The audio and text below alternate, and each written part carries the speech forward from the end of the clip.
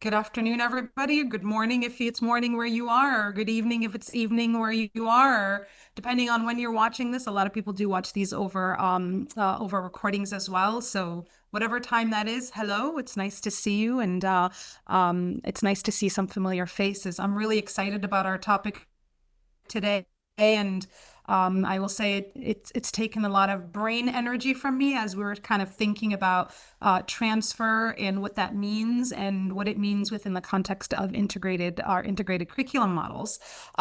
If I have not had the pleasure of meeting you, I'll tell you a little bit about myself. I am first and foremost an English and history teacher. I have taught both subjects from as young as fourth grade all the way up to 12th grade. For 1 year, I ventured to teach sixth grade math, and that was wow. I have a lot of respect for math teachers. I did learn a lot during that year, but I only did it for 1 year. I have been also quite privileged to be part of a concept-based curriculum instruction family for the last 5 years. I think it's been 5 years. Wow. I've worked with Rachel and Tiffany Brown on literacy courses, as well as I'm really the proud developer of a 4-week integrated curriculum course all about integrating curriculum.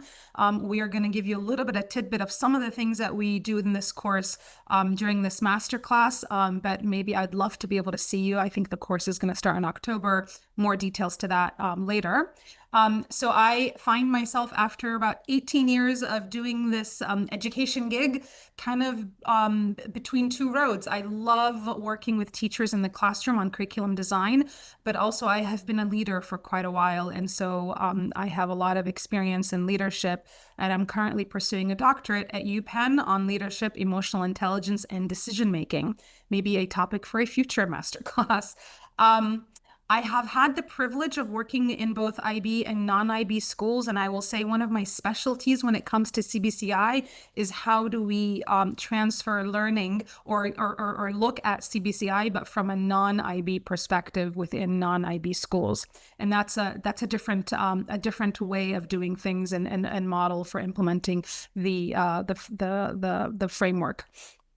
Currently, I am CEO of Tedbia Academy, which is a K-8 PYP MYP school. Just started 2 weeks ago. Came back. I used to be founding head 7 years ago, and I came back as CEO in Maryland. So that's a little bit of kind of the professional, a little bit of the personal about me. You will recognize, hopefully, this picture. I am of Egyptian descent. Both my parents are from Egypt. And I have recently been to Egypt with my 21-year-old daughter. And that was a lovely time that we had last September. I've also had the privilege of working internationally. Actually, this was my introduction to the IB world, was if you recognize this picture, and if you do, quickly pop it in the chat. This is a picture of anybody know what it is? A picture of let's see how much we know about our architecture. I don't know if it might be some lag. But this is a picture of, let me see if somebody's going to put it in the chat or not. Yes, very good, Marwa, Grand Mosque in Abu Dhabi. I was hoping somebody would catch it. I spent about 5 years in Abu Dhabi. I was and this is kind of related to the next thing. I started off in my journey with IB as an MYP English teacher. I then became an IB diploma coordinator. And then when I moved to back to the United States, I became a PYP coordinator. So I am privileged to know all three continuums. And I'm excited to be with you guys today. Just a note before we get started about just a copyright reminder, if you can please refrain from taking any screenshots or recordings, but by all means take all the notes that you want, and hopefully this will be very beneficial in your contexts. Before we start, I want to do a little bit of a self-assessment, a little bit of a reflection. I want you to think about your confidence level when it comes to integrating curriculum in your schools. And I'm going to use a strategy that I use often when I do some of these trainings. And this strategy helps make the abstract thinking, such as this idea of confidence level, more visible. So I'm going to show you 3 images, and I want you to choose the one that best symbolizes your confidence level. And then in the chat, tell me which one you choose and why. And don't forget the why. A lot of people will choose and then forget to tell me the why. The learning becomes visible in the why. When you think about your confidence level with integrating curriculum in your school, is your confidence level at the level of a bungee jumper in the mountains? So that perhaps you. Or is your confidence level with integrated curriculum at the level of an aerobic jumping, but in your local gym? Or is your confidence level more the trampoline in your living room? Put your answer in the chat and be sure to let us know why, which one symbolizes and represents your confidence level with integrating curriculum. We'll give that a few minutes. And see what people think and choose.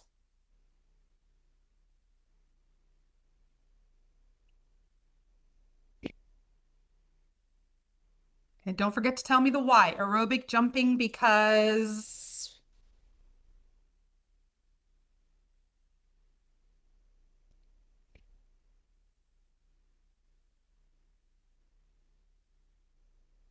Oh, okay, I like that. Bungee jumping, you're having the confidence in how to plan and ready to navigate new ideas and new approaches, like jumping off of a mountain, right? Absolutely. Uh, Liliana, you are ready. You are a risk taker, and you're going to be a total risk taker in this case. Love it. Absolutely. Aerobic jumping because I can have great ideas for integration sometimes and hit roadblocks at other times. Okay, I like that. I know how to integrate, however, find it difficult with all disciplines. Yes, yes. That is, it is integration it has a certain level of cognitive load that you want to think about. Somebody chose trampoline in your living room because I still need to feel safe when I'm integrating. Yes, absolutely. It can feel like it's a daunting task. Aerobic jumping. I can hear the music and coherence. We need to do it all together. Thank you, Daniela. So good to have you. Uh, yes, that sounds familiar. Jumping in the gym, I feel confident in many ways, but there's some limitations that can stop the big leap. Yes, absolutely. And then I will read one more that chose bungee jumping, Amna, in the mountains because I enjoy exploring new concepts and strategies. That's wonderful. I love that. I love that. Bungee jumping more because I like thinking out of the box and taking risks in new paths. Have always integrated, but would love to learn more. Great, wonderful. As you can see, this is a really lovely strategy, and you can have fun all at the same time when you're thinking. But it also shows some people are interpreting from a risk perspective, from a safe perspective, and some people are interpreting from how much learning they want to do and how much they enjoy it. So it's really up to the learner. But I love seeing the different thinking and whys behind what you guys chose. Okay, so I'd love to talk a little bit about why I chose this topic to address in this specific master class. Last year, as I said, I created a CBI course on integrated curriculum, and I spent 4 lovely weeks with some amazing educators in both live and asynchronous sessions. And during the live sessions, when we were working on our units and the program of inquiry, I noticed 3 misconceptions, questions, confusions. And this was kind of reiterated again and again and again as I spent time in the collaborative coaching teachers and curriculum leaders from across the world. There seemed to be some common questions that came up or some common misconceptions. So I want to talk a little bit about those and kind of frame the why behind this topic. The first misconception that I noticed was that some educators believed that one model for integrated curriculum, for example, transdisciplinary, was the best. And sometimes the only model that we should use to integrate curriculum in the elementary years. And the same was true for middle school educators who believed, for example, that interdisciplinary was the best model to use in middle schools. And I I don't know, as just a skeptic, I've always had a healthy level of skepticisms with absolute. When somebody tells me you have to and must do this one thing all the time and always, I often question that. And I would encourage you to question that as well. So that was one common misconception, is that transdisciplinary is mainly for elementary grades, interdisciplinary is mainly for middle grades. I also noticed that when it came time to planning an interdisciplinary unit or a transdisciplinary unit, teachers had a hard time organizing the order by which to teach their understandings within a unit. When do I do? So a common question teachers would ask is, how should I organize the understandings in my unit? What should I teach first? What should I teach second? And what should I teach third? We know that within a CBI unit, you have 5 to 9 understandings. And sometimes we were wondering, like, what should come first, what should come second, and what should come third? And this was a common question that was asked and common point of confusion. And then finally, I met many curriculum coordinators and leaders who, when they were planning their program of inquiry, this is an example of one, they spent a lot of mental energy within the year thinking, okay, where should I schedule the transdisciplinary unit? Should it be here, or should it be here, or should it be here? And oftentimes they'd start the year with a transdisciplinary unit in the elementary grades or an interdisciplinary unit in the middle grades, and not thinking or realizing that the beginning of the year may not be the best time for the integrated model. It could be, or it may not be, right? And so you want to think about these very intentionally. So when I think about these 3 misconceptions, 3 questions emerge. First question is, which model is best for which grade levels? The second question is, how should we organize understandings within an integrated unit? And then the third question is, when in the year, or when you consider the entire program, should we schedule an integrated unit? And by all means, I have the answer for you. And the answer is, it depends. I know that's not a very satisfying answer. I'm sorry, it's not. Actually, no one can answer that question for you. What we can probably do is give you some guidance on how you can answer this question for yourself. Because, so much depends on your school context, on your students, how much prior learning they have, their language level, their accommodations. And so while we can't give you a definitive answer, and you should always be skeptical if somebody is able to tell you a definitive answer, we can absolutely provide you with some guidelines that will help you answer those questions for yourself in your own context. And so that brings me to our guiding questions for today's session. And to help us stay organized, I've divided our time together in 3 parts. The first part will focus on activating prior knowledge.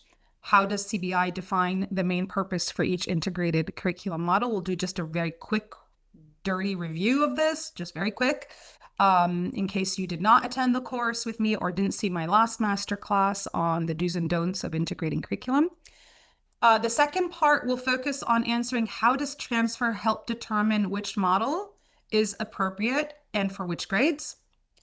And then finally, how does transfer and the learning cycle help guide the order of understandings within a given unit? So we will begin with the first question. How does CBI define the main purpose for each integrated curriculum model? We're going to do a very quick recap of the 3 models of integrated curriculum. They are, so as you know, there are 3 models, actually 3 ones that we focus on. There's more than that, but there's 3 that we focus on. The first one is the one that you are most familiar with, and that's the disciplinary model. The second one is the interdisciplinary model. So if you're in an MYP school, you might be very familiar with this term because MYP identifies itself as mainly an interdisciplinary framework. The third model is the transdisciplinary. Again, if you're in a PYP school, you'll be very familiar with this model as PYP identifies itself as mainly transdisciplinary. I do want to make a note that there are more models and more terms when it comes to integrating curriculum, like intradisciplinary, multidisciplinary, cross-disciplinary. We do go into a bit more depth about these models in the CBI course, but for today, I'm going to mention them because I want to say that they are there, but we're really focused on these 3 models: disciplinary, interdisciplinary, and transdisciplinary. All right, so let's take a quick look at disciplinary. In this case, for all 3 cases, I want you to think about each model is determined by how the disciplines interact with each other and to what extent they interact with each other. So in a disciplinary model, the subjects or disciplines are taught separately, and you can see that in the graphic.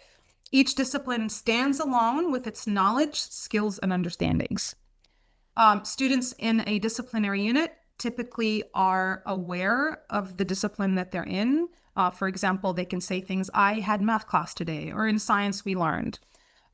So in this model, how do the disciplines interact? There is very little integration to no integration. And to what extent do they interact? They are distinct and separate. And so a very good symbolic image for that is a fruit, a single fruit. You are tasting an apple, and that's all you're tasting at this time. Okay, so that's disciplinary.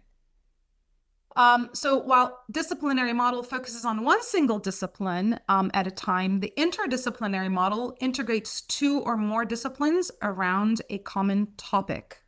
And we go into deep detail about that in the course. There is some level of integration, but it happens at distinct points. And as you could see in the graphic, you'll see here that you have this idea of a Venn diagram. This means that when we're working on interdisciplinary units, we will have some learning that will integrate, and then other learning will be disciplinary focused. And then when learning integrates, it does so around a common topic. When students are experiencing an interdisciplinary unit, they do know when they're learning math versus science, but the learning in both disciplines enhances the understanding of one topic that's common between the two disciplines, or 3 or 4, however many you're doing. So a good image representation of interdisciplinary is a fruit salad. Just as in a fruit salad, you can taste each individual fruit and you can see it, but also when you taste them together, they complement each other very well. That's one way to think about interdisciplinary. Finally, with transdisciplinary, this is where you have a total fusion and blend, and I use those words very intentionally, of 2 or more disciplines to form something new. So because there's full integration and total diffusion of the disciplines, you can see that in the image. Students typically can't tell when they're learning subjects or different subjects. And actually, it doesn't really matter because it's not about the disciplines anymore. It's about solving a problem, answering a question, or investigating an issue. And a good visual metaphor for transdisciplinary is a smoothie. You've blended and fused all of the different fruit together to create something new, to the extent that you can't see one fruit where one fruit begins and one fruit ends. And it doesn't matter because it's just about the healthy drink of drinking a smoothie, right? So that's one thing to think about when thinking of transdisciplinary. Okay, so now that we've revised the definition of each model, we want to think about how does CBI define the main purpose for each integrated curriculum model. And this is, again, within the CBI framework. So I want you to think here about disciplinary, where you have no integration or distinct and separate, or interdisciplinary, where you have some integration, or transdisciplinary, where you have a lot of integration. Obviously, each model can help fulfill a variety of purposes, right? But because of the design of each model, we know that it's uniquely appropriate for very specific purposes. So for example, for disciplinary, we advocate to use a disciplinary approach when you need to build foundational knowledge, skills, concepts, and understandings. For interdisciplinary, its main focus, we advocate for it to be, if your primary focus is to explore a topic between disciplines, so we want students to be able to transfer learning from one discipline to another. And then for interdisciplinary, we advocate to use it when the focus of the unit is mainly on transfer, for the purposes of investigating an issue, solving a problem, or answering a question. Right? So if you're wanting to build knowledge, your main go-to might be disciplinary. If you want to build foundational knowledge, skills, and understandings, you'll go disciplinary. If you're looking to explore a common topic, you might choose interdisciplinary. And if your focus for the unit is on transfer, in order to solve a much bigger idea or question or issue, then you want to go transdisciplinary. Okay, so as you can see, transfer plays a significant role, especially within interdisciplinary and transdisciplinary. So that kind of begs the question, what is transfer and what are the different types of transfer? And there are different types of transfer. We go to our friendly neighborhood John Hattie book. For him, he offers us a definition on transfer, and he says transfer is the point at which students take their conceptual understanding and apply them to new scenarios and different contexts. There's actually a lot of research written about transfer, and we will go more in depth on that in the course. But for the purposes of our time together here, we're really focusing on just the definition as well as some types of it. But there is some distinction in the research on what you transfer and how you transfer. So there's a lot more depth on that. So according to two very famous psychologists, Salmon and Perkins, they talk about there are two different types of transfer. They talk about high road transfer and low road transfer. Okay. Low road transfer is when students transfer their understanding to similar tasks. For example, after learning to add 2 digits, students practice adding another 2 digits, but with different numbers.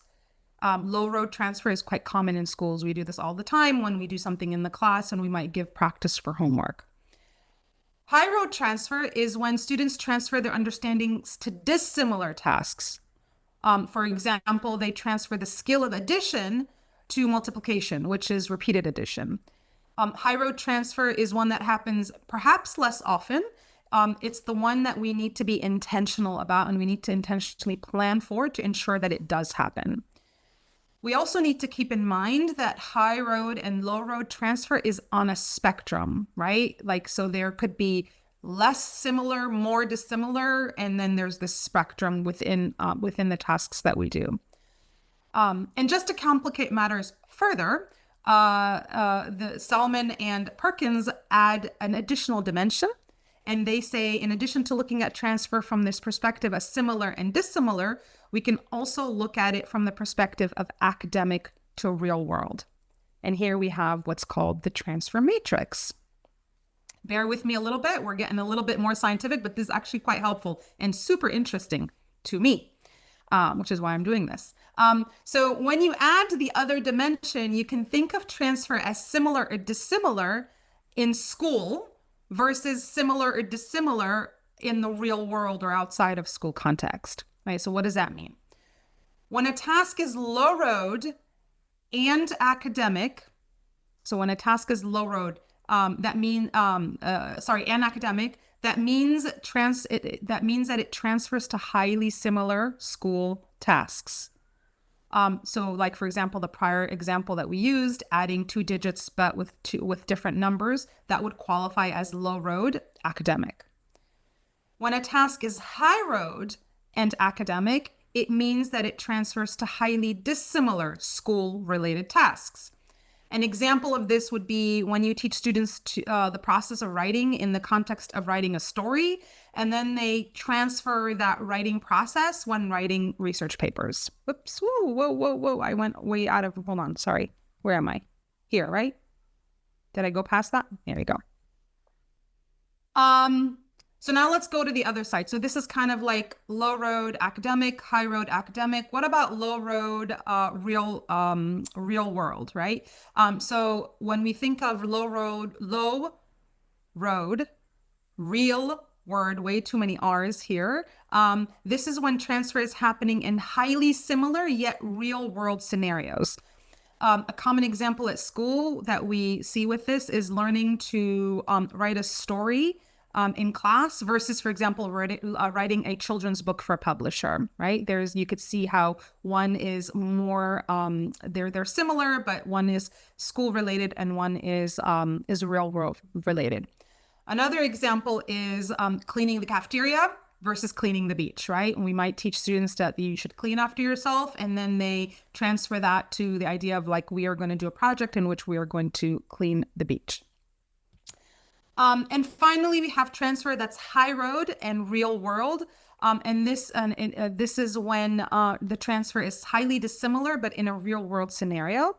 And an example of that is learning creativity in art class in school, and then using that creativity to think outside the box when solving a problem with a team that I lead later as an adult, right?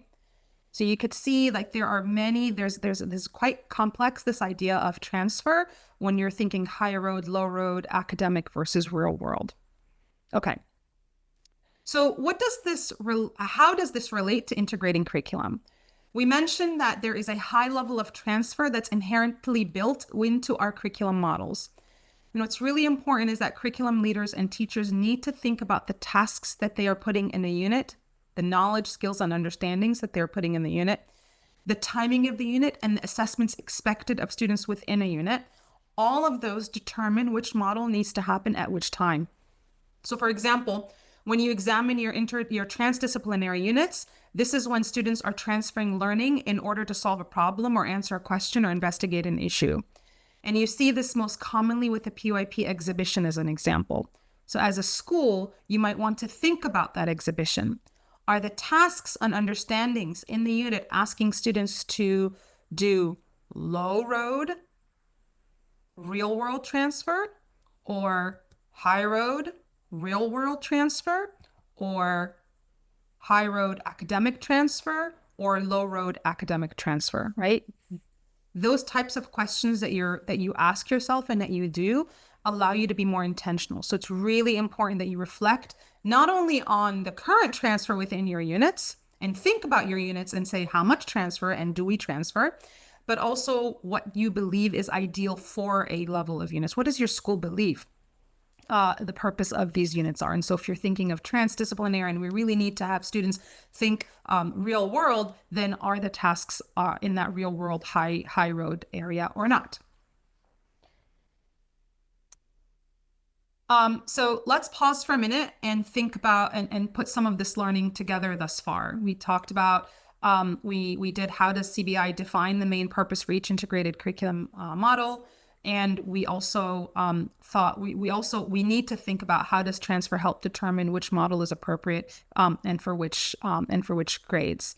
And in other words, when should we schedule integrated units in a school year or over a span of the program? And should we be committing to just one model of integration for a span of grades? For example, should we only be doing transdisciplinary units for our elementary grades or not? And I want you guys to think about this a little bit when we're thinking of this question. When we study the main focus or the main foci of the integrated models and layer on top of that our understandings of transfer, we realize that depending on what our transfer goals are and what foundational learning is needed, we really need to be thoughtful about when to place a given year, in a given year, transdisciplinary and interdisciplinary learning.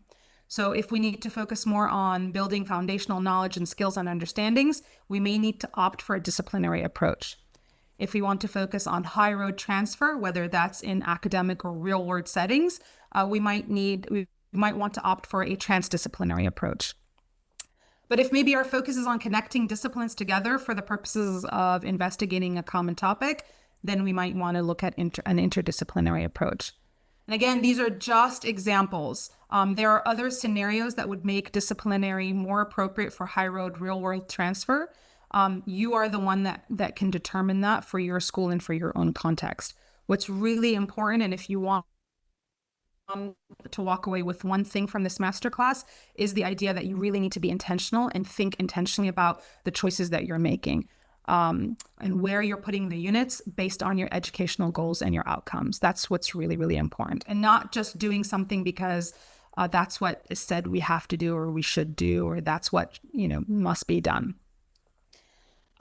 So when I think about the last question of the guiding of our time together is, how does transfer and the learning cycle help guide the order of understandings within a unit?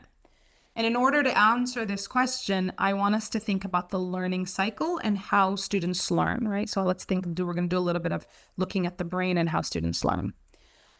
So again, we're going to go back to John Hattie in his work, Visible Learning. There's also, if you're interested to look up, Dr. Jared Cooney Horvath does a whole thing with the learning cycles on this specific topic of learning cycles. He's another one that you can find YouTube videos, and I found them to be really beneficial.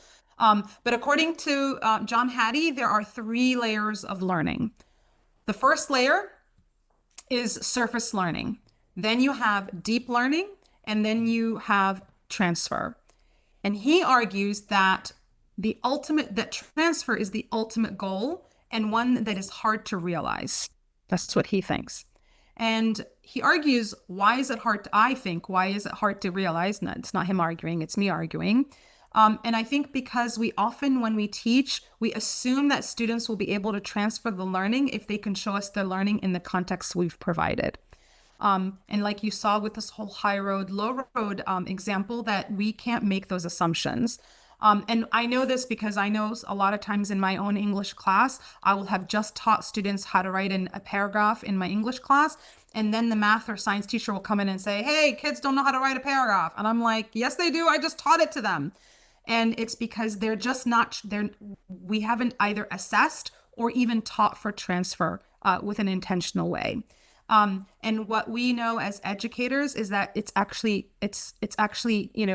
not true. We have taught them many times over, but if we're not focused totally on the idea of transfer, then then that might not happen. And so we can't really assume it. That intentionality helps us maximize transfer across units, across contexts, and even outside of the classroom. So I'm going to take each one and we're just going to spend a little bit of time, and then we're going to take this and think about how does this affect this idea of integrated curriculum. So the first one is surface learning. What is surface learning? This is what Hattie defines as surface learning. So he says surface learning does not mean superficial learning, right? So let's not mix those two words. That's not what that means.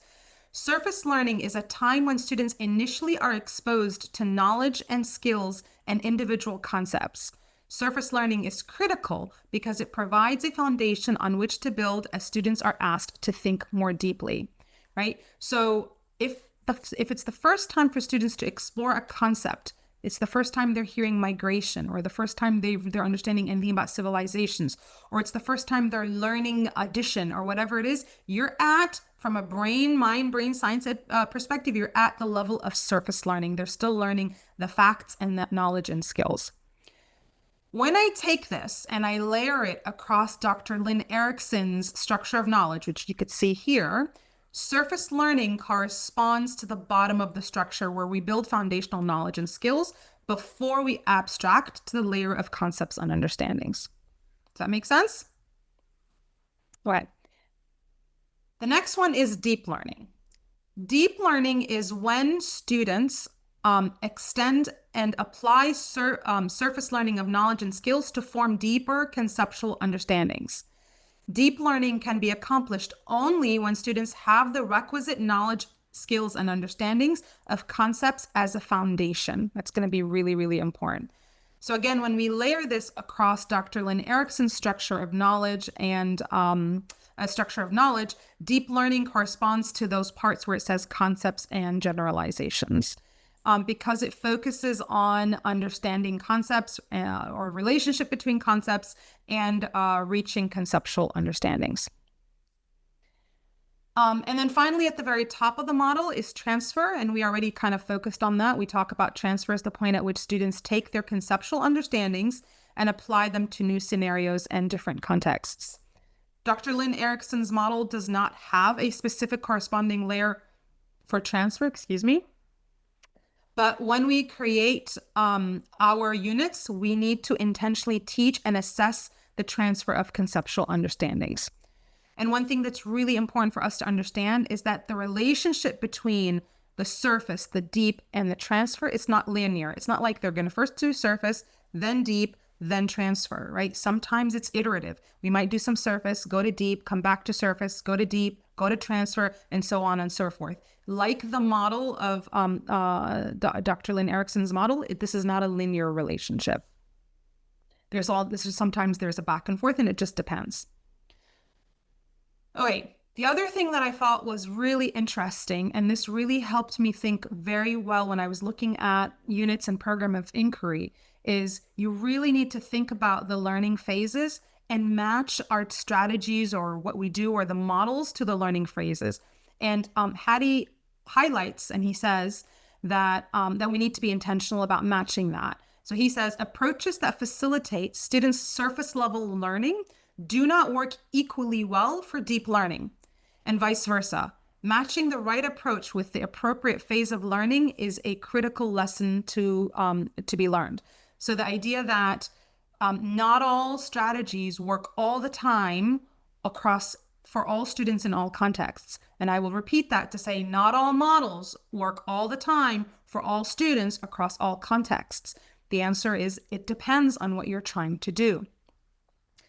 So if we were to take this now and think about this idea of disciplinary, interdisciplinary, and transdisciplinary, I'm just showing you again, just as a reminder, these are what we advocate to be the purposes of them. Disciplinary builds foundational knowledge, interdisciplinary facilitates transfer between disciplines, and transdisciplinary is focused on transferring of learning. When I think about mapping these models, I want to just kind of take each one and give you some suggestions on how to think about it when it comes to the learning cycle. So in a disciplinary unit, we would advocate for doing all three: surface to deep to transfer. And and when you think about Dr. Lin's structure, you could definitely see that. So for example, we might spend time developing developing a skill on the surface level. For example, learning facts about ancient Egypt, right? We might spend time in a unit on ancient civilizations. I will spend some surface level time because I need students to understand Egypt as a case study, right? That's surface level. And then when I move to deep, because I want them to understand that ancient civilizations are defined by common features such as architecture and beliefs, right? That's moving from the knowledge level to the deep level, or the level of the understandings. And then I might move them to transfer if I need them to demonstrate that they can apply their understanding of the features of ancient civilizations, but now to a new context, ancient Greece, right? So that right there, you could see how the understandings goes from surface to deep to transfer. If I look at the interdisciplinary here, you will see, for example, that in surface level, I'm going to use the same example to make it easier. So I'm exploring a common topic between disciplines. And in this case, it's history and ELA. Students might be learning facts about ancient Egypt and history. And in ELA, they might be learning to write stories with details, right? And they might be writing a story about ancient Egypt. See, the topic is common, right? But I'm focusing on the skill of writing stories in ELA, and I'm looking at some aspect of ancient Egypt in history. And so in this case, I might have two understandings that kind of are built from that surface level knowledge or skill. And that would be, for example, understanding that ancient civilizations are defined by common features such as architecture and beliefs, and also understanding that writers can make stories exciting and teach us about what happened long ago by adding in true details from history, right? You can see how those can kind of work together at the deep level. And then I might think about whether it's important for me to have transfer in this case, but because it's interdisciplinary, the transfer is the idea of both disciplines together, demonstrating that they can apply their understandings of the features of ancient civilizations and their ability to write a story about Egypt, but now they're going to be doing it about the ancient Greeks, right? Or I might even make it, if I really want to do more of a high level or high road transfer, I might have them use some of the skills that they learned about writing process to now writing an argument about ancient Greece. Now I'm even having a higher level of abstraction there and transfer within the interdisciplinary unit. And then with transdisciplinary, the focus is totally on transfer, right? So I want you to think about that a little bit. If the focus is on transfer and the unit is still the same size as my disciplinary and interdisciplinary, 6 to 8 weeks, I have so much time within that, or like there's a limited amount of time within that. So if I'm focusing on transfer, I'm going to be doing some surface level learning, whatever is needed, but not a lot. I shouldn't be doing too much. There might be some deep level learning, but again, I really want to focus on this idea of transfer. And so when you think of transdisciplinary learning, students need a strong and previously established surface and deep foundation, But because all the disciplines are coming together, there's a greater emphasis on transfer here, right? And so do you see why maybe transdisciplinary may not be the best way to start a school year? Because you're wanting to think about how much surface learning have happened in the past, how much is needed, and how much understanding are they bringing to the unit before you can ask them to transfer so that they could solve a problem or answer a question. Now, don't get me wrong, it's not like there is no surface learning. Of course there is, because when they are answering a question, they're going to have to learn about the thing that they're doing, right? But they can't be answering a question, learning about that, and then learning about all the other things leading up to it, especially from a skills perspective too. How you just think of exhibition, right? One caveat that I want to kind of talk about that we didn't talk about a little bit, which is concept formation, right? Because it could feel like concepts, well, that's concepts, it's deep. But actually, concept formation is, and we define that in CBI as where students understand a single concept, just one concept, right? And so if you think about that, it operates at the surface level, right? Even though it's a concept, it's still at the surface level. And the reason why is because you want to really think teachers have to do a lot of scaffolding to have students build their understanding of that single concept. At the deep level, we're looking at relationships between concepts, right? And so that's why we might, at the surface level, we're looking at that just this one concept or concept formation of a single concept. So for example, I have a unit on migration. We spend a lot of time with students building their understanding just about migration. We will do an is not. We will do a FRAIR model. We'll do a create and combine because it's all about the definition. I need them to really have and get a conceptual understanding of migration, what it is, what it's not, examples, non-examples, attributes, and characteristics. So I'm really spending a lot of time building that foundational understanding of just the concept of migration.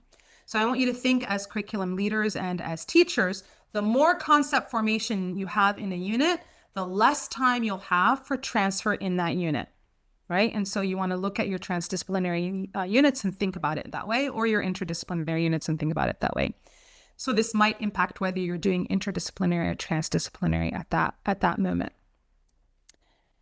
So kind of to recap, I want us to kind of think about, I'm not offering any explicit answers. This is what you should do all the time, but I did put together some questions for you to consider as you are analyzing and reflecting on your program of inquiry or the units that you're teaching in a given unit. So you want to think about, what is the purpose of the unit? Is it to build foundation?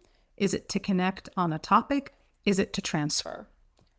How much foundational knowledge and skills do students have prior to the unit? Are they bringing in knowledge and skills with them, or understandings of individual single concepts or not? And how much are they bringing or not? How much concept formation do teachers need to do in a unit? You want to be really thinking about that.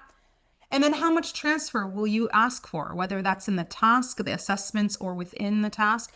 And this is a really good, you can get a lot of ideas on transfer and how to assess for transfer and reflection in concept-based, the Green Book. I always call it the Green Book. Rachel, what's the Green Book?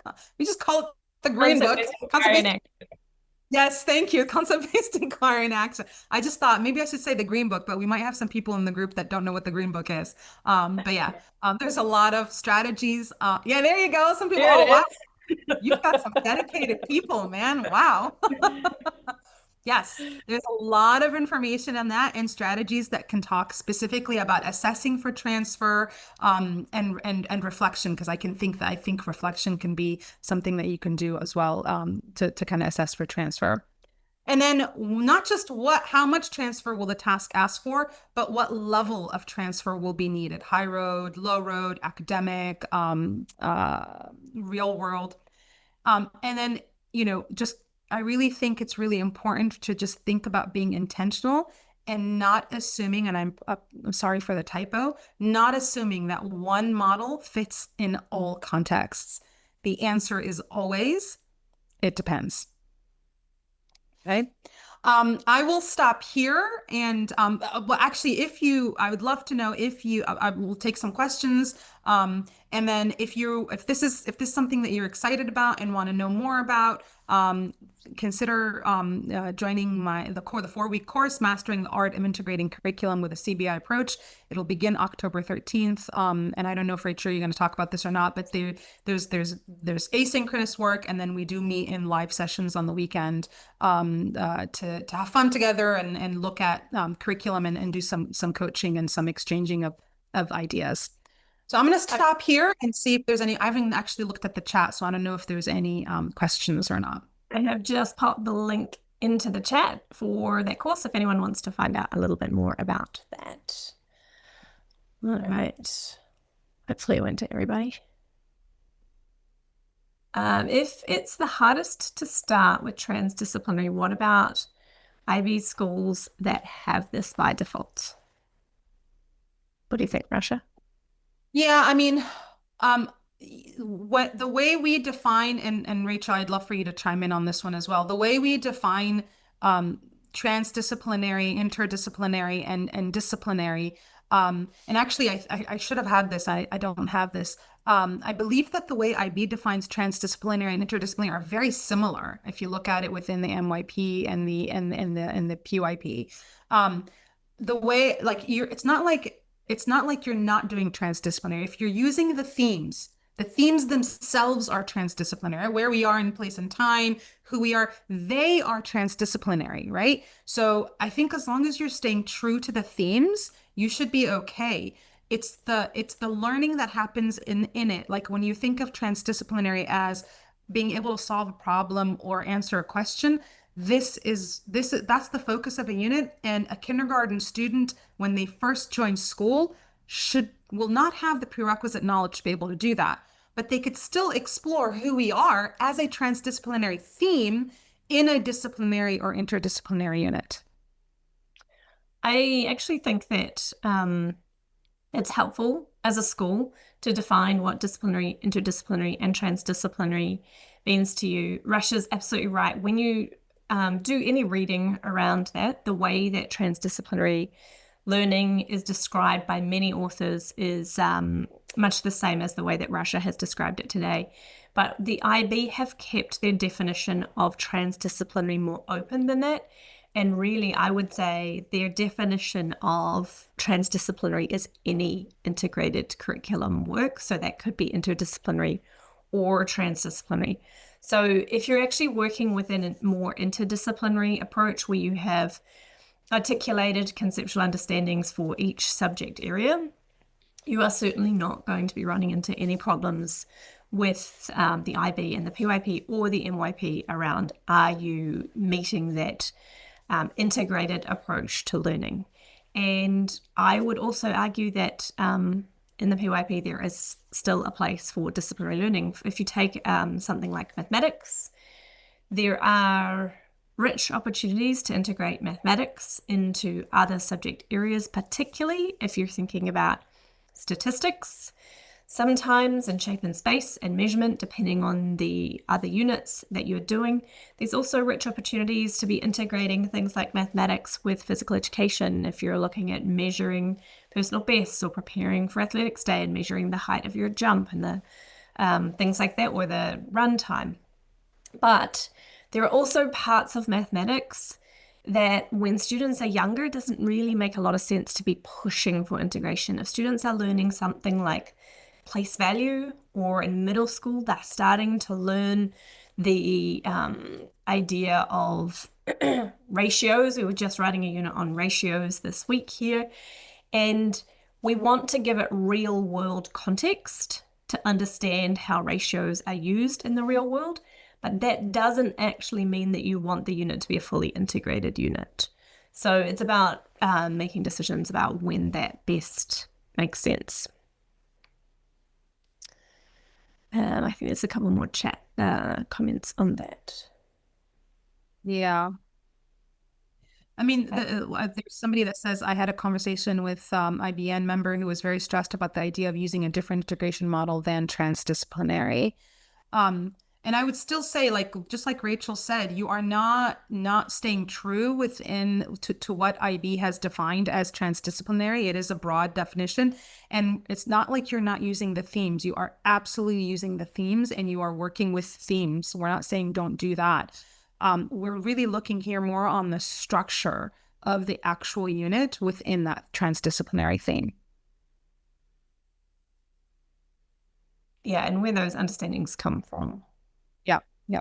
And I don't think, and you can correct me if I'm wrong, I don't think IB dictates or gives any says that that the structure of the unit needs to be like this.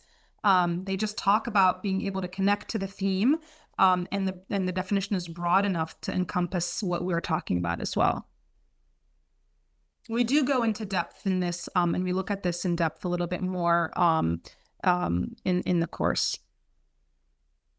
Yeah, I think I would agree with that. Eduardo, you said a balance would be ideal. And I would agree. I think we have to be intentional about when we choose to use disciplinary, when we choose to use interdisciplinary, and when we choose to use transdisciplinary, because all approaches have benefits and limitations.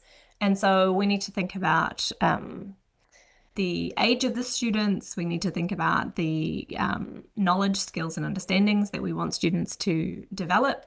And we need to think about the context of that. And when I say the age of the students, I certainly don't mean that we should be, getting more integrated as we go up. I certainly, and Ileana mentioned this as well, sometimes it's actually easiest to do transdisciplinary learning with our youngest learners because you can move more fluidly between the disciplines. They certainly, a 3 or 4-year-old doesn't think, I'm doing maths now I'm doing science, now I'm doing my writing. That they just move through those disciplines in a much more fluid way.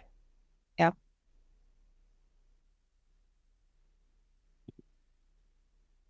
And Leanna's saying that transfer matrix is something that schools need to reflect on. And I think it's exactly that. It's a powerful reflection tool to be saying, how are we doing? Are we being intentional about opportunities for different types of transfer within our learning? All right. Yeah, and there is if you want to learn more about transfer, I'm going to put the APA citation that was in my my presentation in the chat, so you guys could see that. Solomon and Perkins have an entire paper called Rocky Roads to Transfer, Rethinking Mechanisms of a Neglected Phenomenon. It talks about this in depth, and it's quite interesting. It's actually a really good read if you ever want to read 30 pages of research on this. There's actually quite a few. I realize I'm working on my doctorate. Yes. Say that again, Rachel. There's Solomon and Perkins have written quite a few good papers. If that is an area that you're interested, or you are like Rasha doing some deeper dive research where reading research papers is a part of your weekly things to do, then I'd definitely recommend looking at Solomon and Perkins. All right. Is there some kind of activity that you can do to enforce transfer, or perhaps reinforce transfer? Yeah, I will mention one, and Rachel can talk about a bunch. There's one that I use. I actually I have a little bit of a toolbox, and when you have your toolbox, there's some go-to strategies that you use. The one I really like a lot is it's called stress testing. Is stress testing your understanding, and that's in the Green Book, in the concept-based inquiry in action. Yes, book. And what that really is when we do understandings, we have students look at 3 case studies and they investigate patterns across 3 case studies. And then you ask them a conceptual question at the end that will allow them to see that pattern or to answer that pattern. And what I've often done is I will introduce a 4th case study after students have generalized and reached the understanding. I will stress test their understanding by showing them a 4th case study. And again, you can be really creative or intentional here. That 4th case study could be similar to the case studies they're learning. And so that way you're enforcing reinforcing the understanding. Or in my case, these were 11th and 12th graders. I was showing them a case study that was going to interrogate the understanding and make them rethink that understanding from a different perspective. And so it was a different kind of case study. And so they actually were like, oh, wait, hold on, wait, we need to go back to the understanding and tweak it so that it could be true in all situations. And in that way, they were it was a good strategy for testing the transfer of the understanding. Yeah. And there are a lot of other strategies. Yeah, so in terms of strategies, a couple of people were waving the book that Carla and I wrote, Concept-Based Inquiry in Action. So transfer is one of the phases of inquiry that we work through. And our model of inquiry is really designed to help students think conceptually.